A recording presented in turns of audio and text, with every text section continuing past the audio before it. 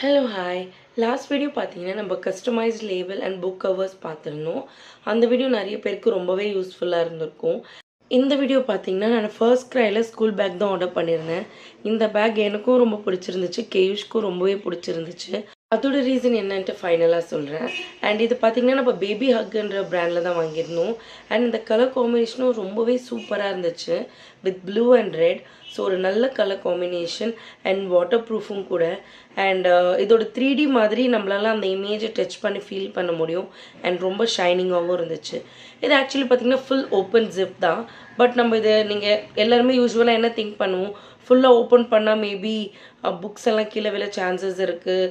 So அந்த மாதிரி ஒரு ப்ராப்ளம் இருக்குன்னு நம்ம நினைப்போம். பட் ஆக்சுவலி அதுக்கும் ஒரு குட்டி சொல்யூஷன் கொடுத்துருக்காங்க.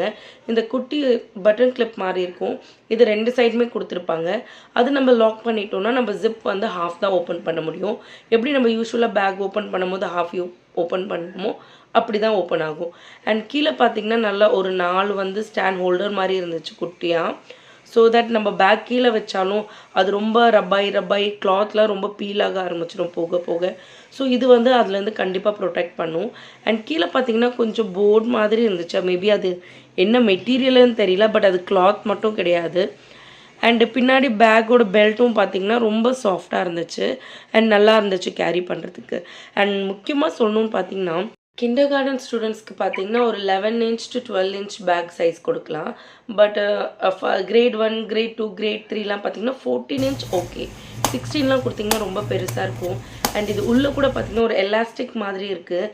அது ஏதாச்சும் தனியாக ஒரு புக்ஸ் வைக்கிறதுக்கு யூஸ் ஆகும்.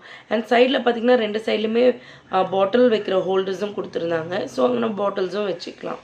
அண்ட் நான் சொன்ன மாதிரி ஜிப் அதுக்கு கீழே வராது.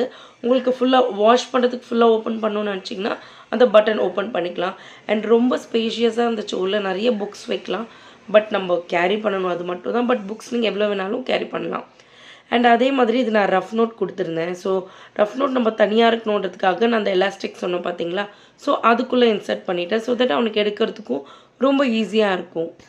இதில் பெரிய ஒரு கான் என்னன்னு பார்த்தீங்கன்னா ஜிப் மட்டும் அது மேலே கொஞ்சம் டைட்டாக இருக்கும். பட் ஆக்சுவலி அது ஒரே ஒரு சின்ன ட்ரிக் தான் இருக்குது. ஸோ அது ஃபாலோ பண்ணி நம்ம ஜிப்பை க்ளோஸ் பண்ணோம்னா ரொம்ப ஈஸியாக க்ளோஸ் ஆகிடும். ஒன்றும் இல்லை, இந்த க்ரே கலரில் தெரியுது பார்த்தீங்களா, அது ஜஸ்ட் உள்ளே போட்டுட்டு நம்ம ஜிப் பண்ணோன்னா ஈஸியாக க்ளோஸ் ஆகிடும். இல்லை அந்த 4 ஹோல்டர்ஸ் மாதிரி இருந்தாலுமே பேக் வந்து ஸ்டெடியாக நிற்க மாட்டுது. கொஞ்சம் ஏதாச்சும் பேக் சப்போர்ட் வச்சு தான் நம்ம நிற்க வைக்கிற மாதிரி இருக்குது. மற்றபடி பேக்கோட குவாலிட்டி நான் கண்டிப்பாக 10 on 10 தான் கொடுப்பேன்.